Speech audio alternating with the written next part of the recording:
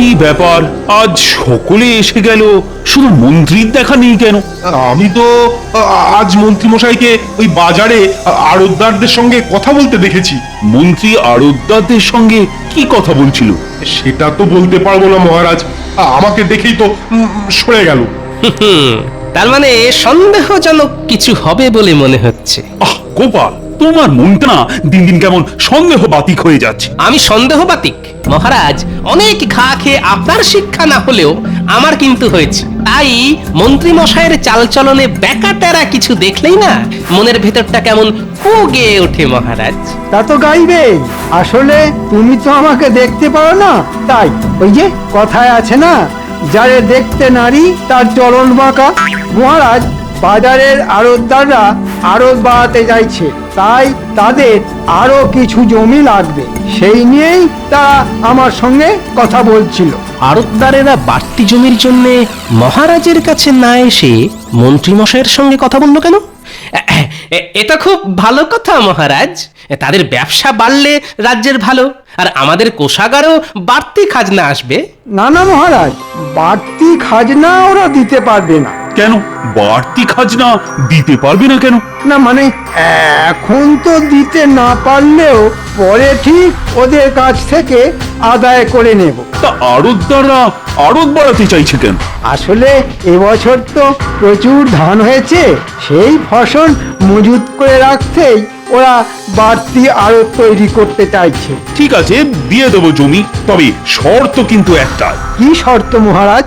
এবছর যখন অনেক ফসল হয়েছে তখন জিনিসপত্রের দাম বাড়ানো তো চলবেই না, উল্টে কমাতে হবে। খুব ভালো শর্ত মহারাজ, জিনিসপত্রের দাম কমে গেলে গরিব প্রজাদের খুব ভালো হবে।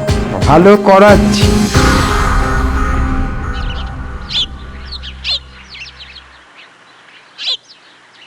বুঝলে গোপাল, আজ বেশ জমিয়ে মাছ ধরতে হবে। রানীকে আমি কথা দিয়ে এসেছি যে 2 সেরি ওজনের একটা রুই মাছ তাকে আমি উপহার দেব। কোনো চিন্তা করবেন না মহারাজ, যা চার বানিয়ে এনেছি না, দেখবেন চারের গন্ধে পুকুরের সব মাছ একেবারে আমাদের বড়শির মুখে চলে আসবে।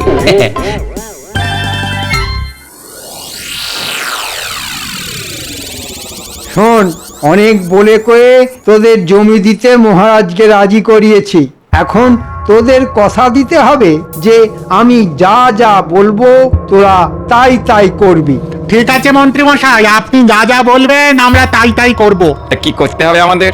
এবছর ধান তো প্রচুর ফলেছে, তাই মহারাজ দাম কমাতে বলেছেন।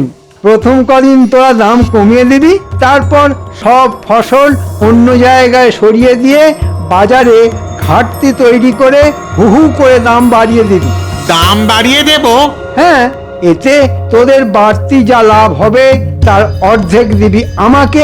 কি মাথায় ঢুকেছে?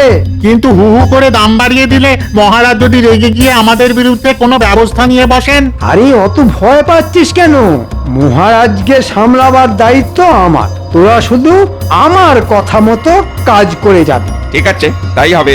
আজ তাহলে আমরা আসি মন্ত্রী মশাই। হ্যাঁ হ্যাঁ, আয় আয়। আড়তদারদের নিয়ে দারুণ একটা চাল চেলেছেন তো। আরে এ তো চালের প্রথম কিস্তি, এর পরের চালে কিস্তি মাত হবেন মহারাজ, আর এই রাজ্যের রাজা হব আমি, বুঝেছিস?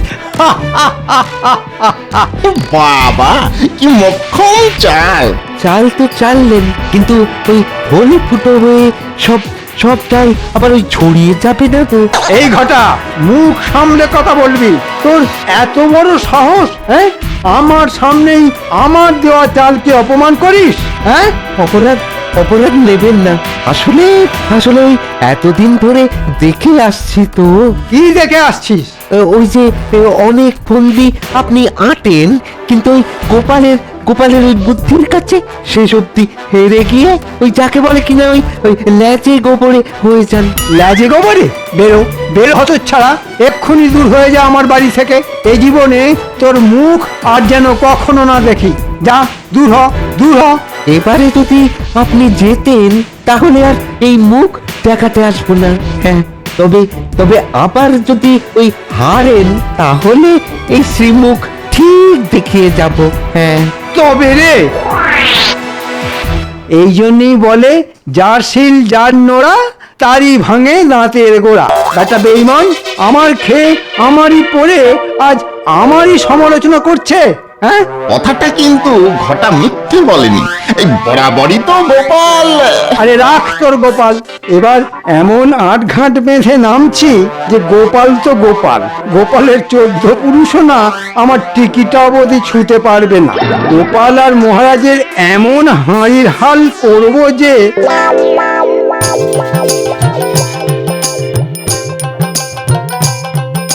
কি গো গোপাল, আধ ঘন্টার উপর তো হয়ে গেল, একটা মাছও তো ধরা পড়লো না। সবুর করুন মহারাজ, সবুর করুন। মাছ ধরার প্রথম কথাটাই হলো ধৈর্য। মহারাজ নড়ছে নড়ছে, টেনে ডুবোতে গেলেই মারুন হ্যাঁচকা টান। লেগেছে লেগেছে, মুখে বড়শি লেগেছে। এবার এবার এবার আস্তে আস্তে আস্তে আস্তে সাবধানে টেনে টেনে তুলুন। বাবা, আরে এই গোপাল, এই কত বড় বাবা, ওজন মনে হয় 200 থেকে বেশি হবে। কিরকম চার মেখেছি বলুন। মহারাজ আপনি মাছ ধরছেন, খুব ভালো খুব ভালো। বাহ বাহ বাবা বাহ বাবা, কত বড় মাছ! তা এখন এই কাগজে চট করে একটা স্বাক্ষর করে দিন তো। কিসের কাগজ? ওই যে আড়তদারদের সঙ্গে একটা চুক্তিপত্র। আড়তদারদের সঙ্গে চুক্তি? কেন, এতদিন তো যা হয়েছে সবই তো মুখের কথায়। না না মহারাজ, দিনকাল পাল্টে যাচ্ছে, মুখের কথায় এখন কি সবকিছু বিশ্বাস করা উচিত? তা কি লেখা আছে ওই চুক্তিপত্রে? ওই যে এখন খাজনা দিতে না পারলেও 1 বছর পর থেকে খাজনা দিতে হবে, আর জিনিসপত্রের দাম কমাতে হবে। এই কথা, ঠিক আছে, দাও, স্বাক্ষর করে দিচ্ছি। না মহারাজ, না পড়ে স্বাক্ষর করবেন না। হ্যাঁ, সেটাও ঠিক। শোনো মন্ত্রী, দেখতেই তো পাচ্ছ এখন আমি মাছ ধরায় ব্যস্ত। কাল রাজসভায় চুক্তিপত্রটা নিয়ে এসো, আমি ভালো করে পড়েই না হয় স্বাক্ষর করে দেবো। কিন্তু ওরা তো আজকেই চাইছে, কারণ ওরা আজ যে নতুন আড়তের ভিত পুজো করতে চায়। তা আজ ভিত পুজো হোক, কালই না হয় হবে চুক্তি। তুমি চুপ কথা, কথা হচ্ছে রাজা মন্ত্রীর মধ্যে সামান্য ভাঁড় হয়ে মাঝখান থেকে আমাদের কথার মধ্যে ফুট কেটো না তো। দিন মহারাজ দিন, সইটা করে দিন। দেবো? হ্যাঁ মহারাজ দিন।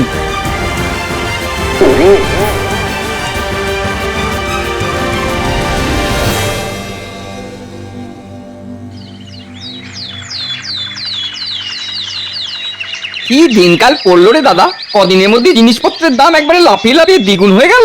আর একটা জিনিস লক্ষ্য করেছো, খুচরো বিক্রেতাদের কাছে তেমন জিনিসপত্র নেই। ওরা বলেছিল আড়তদাররা নাকি সব জিনিস আড়তবন্দি করে ফেলেছে। আমাদের রাজ্যে এমন একজন ভালো মহারাজ থাকতেও এত অনাচার।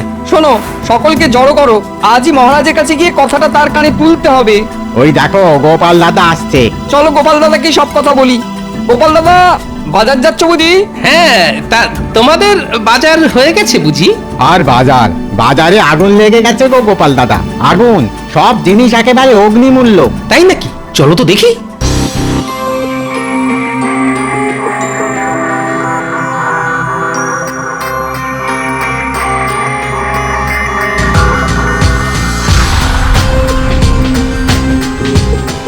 কি ব্যাপার, জিনিসপত্রের দাম নাকি খুব বেড়ে গেছে? হ্যাঁ গো গোপাল দাদা, আর দাম বেড়ে যাওয়ার জন্যে বিক্রি বাটাও তেমন নেই।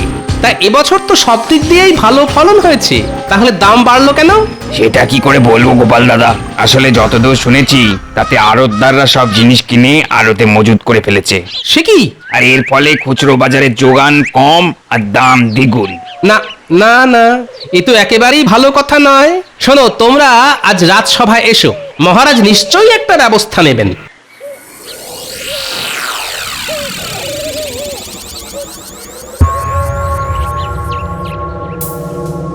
শুনেছি কোনো এক রাক্ষসীর প্রাণভোমরা ছিল একটা কৌটোর মধ্যে, আর মহারাজ কৃষ্ণচন্দ্রের প্রাণভোমরা আছে এই কাগজের মধ্যে। মহারাজ তুমি তো আর জানো না, না জেনে কোন কাগজে সই করেছো তুমি? হ্যাঁ,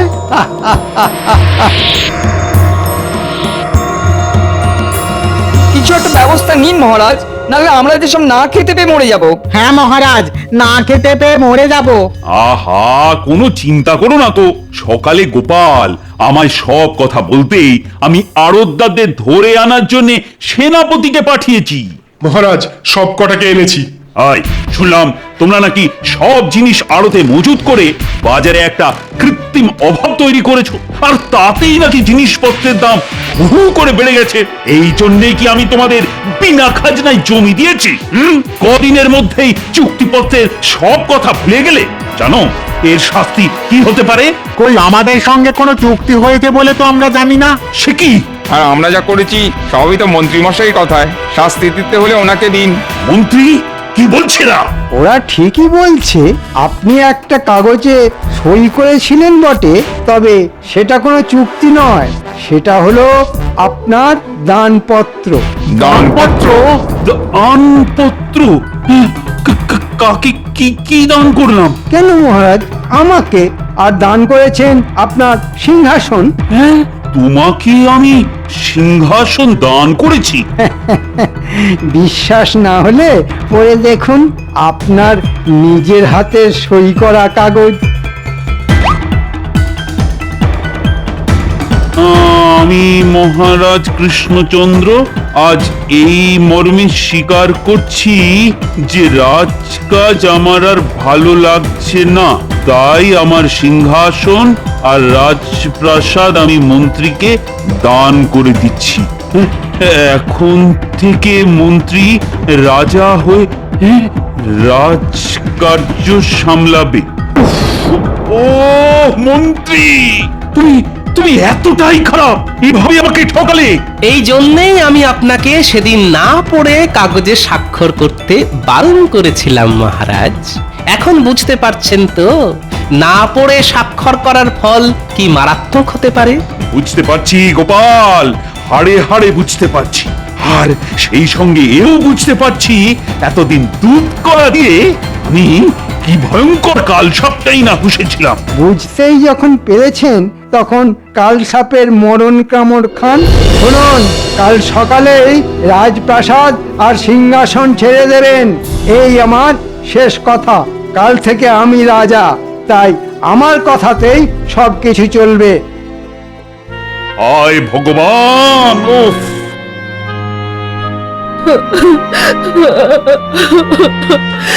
এখন এখন কোথায় যাবেন মহারাজ? জানি না কোন গাছতলায় গিয়ে আমাদের দাঁড়াতে হবে। রানী আমায় ক্ষমা করে দাও। আমি মানছি যা কিছু হয়েছে সবই আমার নির্বুদ্ধিতার ফল। মহারাজ, শাস্ত্রে বলেছে গতস্য শোচনা নাস্তি। যা হয়ে গেছে তার জন্য বিলাপ না করে ভবিষ্যতে কি করা দরকার সেটাই ভাবতে হবে। কি আর ভাববে গোপাল, সবই তো শেষ হয়ে গেছে। কিন্তু শেষ থেকেও তো শুরু করা যায় মহারাজ। কিভাবে? আমি কথা দিচ্ছি 3 দিনের মধ্যে ওই কুচক্রী মন্ত্রীকে সিংহাসন থেকে উৎখাত করে সেই সিংহাসন আপনাকেই ফিরিয়ে দেব আমি। পারবি গোপাল? আপনার আশীর্বাদে আমি সব পারবো রানীমা। মহারাজ, কাল রাজপ্রাসাদ ছেড়ে যাবার সময় আপনি কোষাগারের সব অর্থ, সোনা দানা আর আপনার সিন্দুক সঙ্গে নিয়ে যেতে ভুলবেন না। কিন্তু আপনার দানপত্রে শুধু সিংহাসনের কথা লেখা আছে, আর কিছু নয়। আমি এখন আসি মহারাজ, অনেক কাজ বাকি আছে।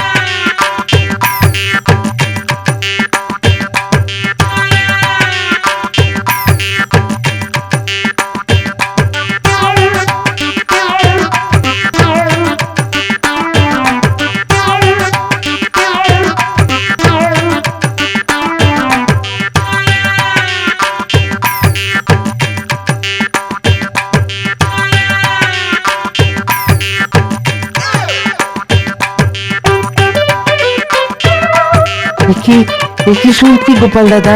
হ্যাঁ, কি শুনছি মহারাজকে নাকি সিংহাসন? ঠিকই শুনেছিস। এবারেও বুদ্ধির জোরে তুমি ওই মন্ত্রী বেটাকে হারিয়ে দাও গোপাল দাদা। হ্যাঁ, ও হারলে আমার গায়ের জ্বালা জুড়োয়। সে কি রে, এতদিন তুই তো ওর সঙ্গেই ছিলি। হ্যাঁ, ছিলাম।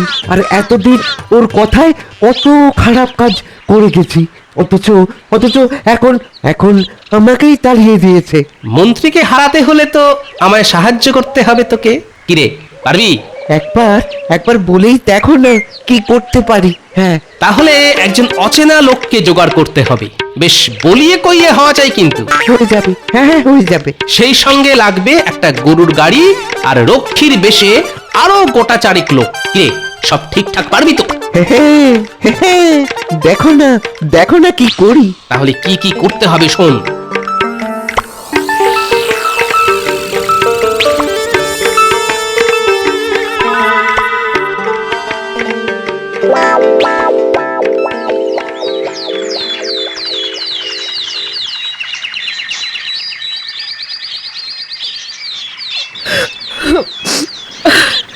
একদিন রানী হয়ে এই প্রাসাদে পা রেখেছিলাম, আজ ভিখারিনী হয়ে চলে যেতে হচ্ছে। আমি তো বলেছি রানীমা, 3 দিনের মধ্যে ওই কুচক্রী মন্ত্রীকে সিংহাসন থেকে উৎখাত করে সেই সিংহাসন মহারাজকে ফিরিয়ে দেব। যাও যাও, সব করবে। এ কি, গরুর গাড়িতে সিন্দুক তুলছেন কেন? কি আছে ওতে? রাজকোষের সব অর্থ আর সোনা দানা। না না, উনি এসব নিয়ে যেতে পারেন না। কেন পারেন না কুচক্রী মশাই? দানপত্রে শুধু সিংহাসন আর রাজপ্রাসাদের কথাই লেখা আছে, রাজকোষ বা মহারাজের সিন্ধুকের কোনো উল্লেখ নেই। চাপ বাবা, তাড়াহুড়োয় খুব কাঁচা কাজ করে ফেলেছি দেখছি। চলে আসুন মহারাজ।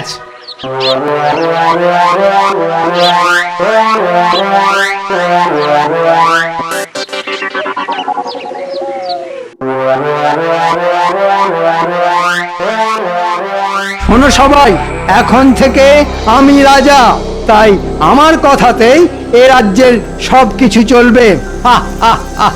শোনো, আজ থেকে সকলের বেতন অর্ধেক করে দিলাম। বেতন অর্ধেক? হ্যাঁ, অর্ধেক। যাদের পোষাবে তারা থাকবে, আর যাদের পোষাবে না তারা চলে যাবে। একই বলা নেই কওয়া নেই, হুট করে রাজসভায় ঢুকে পড়লে যে। ঢুকে না পড়ে কি করব? বাজারে জিনিসপত্র পাওয়া যাচ্ছে না, যেটুকু যা যাচ্ছে তার দাম 3 গুণ 4 গুণ হয়ে গেছে। সবে তো 3-4 গুণ, ভবিষ্যতে 5-6 গুণ হয়ে যেতে পারে। তাহলে আমরা খাবো কি? আমাদের সংসার চলবে কি করে? অত চলাচলির মধ্যে আমি নেই। মুদ্রা কথা, এ রাজ্যে থাকতে হলে চড়া দাম দিয়েই জিনিসপত্র কিনতে হবে। আর একটা কথা, এবার থেকে খাজনা কিন্তু দ্বিগুণ হয়ে যাবে। যে আমার বিরুদ্ধে কথা বলবে তার পরিণতি হবে কারাবাস। আমি মুর্শিদাবাদ থেকে আসছি। আমার পরিচয় হলো, আমি নবাবের নতুন দূত। নবাবের দূত? তা কি দরকারে এসেছো বলো? নবাব বলে পাঠিয়েছেন খাজনা বাবদ এক্ষুনি তার 5000 স্বর্ণ মুদ্রা প্রয়োজন। 5000 মোহর এক্ষুনি? তা কি করে সম্ভব? সম্ভব অসম্ভব তো আমি জানি না, আমি শুধু ওই 5000 স্বর্ণ মুদ্রা নিয়ে যাওয়ার জন্য গরুর গাড়ি এনেছি। স্বর্ণ মুদ্রা পেলে ভালো, না পেলে নবাবের আদেশ মতো আমি আপনাকে বেঁধে নিয়ে যাব, সেখানেই হবে আপনার শাস্তি। ওরে বাবা, এখন কি করব? রাজকোষের সব অর্থ তো মহারাজ নিয়ে চলে গেছে। এত মোহর এখন জোগাড় করব কি করে? ঠিক আছে দূত, তুমি একটু অপেক্ষা করো, আমি দেখছি। কোনো মতেই নয়। ওরে হতভাগারা, খাজনা না পেলে নবাব কৃষ্ণনগর আক্রমণ করে এই রাজ্য কেড়ে নিতে পারেন। না না, এই মুহূর্তে এত মোহর আমাদের পক্ষে দেওয়া সম্ভব নয়। ওরে বাবা, তাহলে কি করব এখন? ওরে বাবা, রাজা হওয়ার একই শাস্তি। এখন কি হবে? আরে ছাতার মাথা হবে আমার মাথা, আর তোর মুন্ডু। কি গোপাল দাদা, হ্যাঁ, কিরকম লেজে আগুন ধরিয়ে দিয়েছি বলো? বিলকুল। এবার দেখ না, ওই লেজের আগুনে কুচক্রী বেটা কেমন জ্বলে পুড়ে মরে। ওরে বাবা, ওরে বাবা, এখন এখন কি করি? হ্যাঁ, অতগুলো মোহর তো জোগাড় করা সম্ভব নয়। হ্যাঁ, এখন যেমন করি হোক ওই দূতের হাতে কিছু গুঁজে দিয়ে ওকে আটকাতেই হবে। হ্যাঁ হ্যাঁ। ও ভাই দূত, একটু কাছে এসো না, কানে কানে একটা কথা বলি। বলুন। বলছিলাম কি, তোমাকে আমি কিছু অর্থ দিচ্ছি, ওটা নিয়ে যেমন করে হোক তুমি একটু সামলে দাও। হ্যাঁ, আমাকে ঘুষ নিতে বলছেন? চলুন চলুন, তাহলে এক্ষুনি আপনাকে বেঁধে নিয়ে যাই। ওরে বাবা, কি করবো রে? না না, পালাতে হবে। পালিয়ে কোথায় যাবেন কুচক্রী মশাই? ওই যে কথায় আছে না, পালাবার পথ নেই, জম আছে পিছে। আমায় আমায় ছেড়ে দাও গোপাল, আমি রাজা হতে চাই না। তাহলে ওই দানপত্রটা দিন।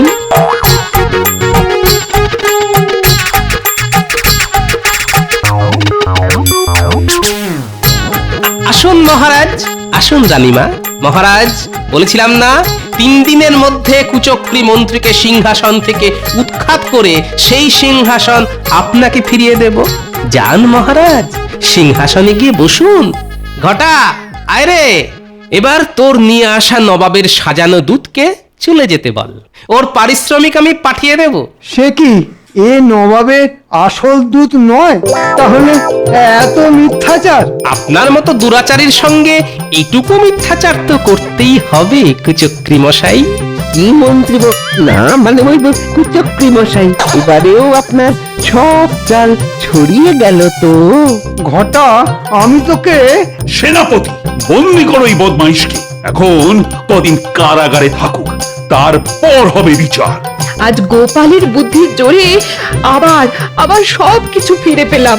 বলো গোপাল, কি চাও তুমি? মায়ের কাছ থেকে আশীর্বাদ ছাড়া আর কি চাইবার আছে সন্তানের? ওইটুকু পেলেই আমি সন্তুষ্ট রানীমা। জয় গোপালের জয়। জয় গোপালের জয়।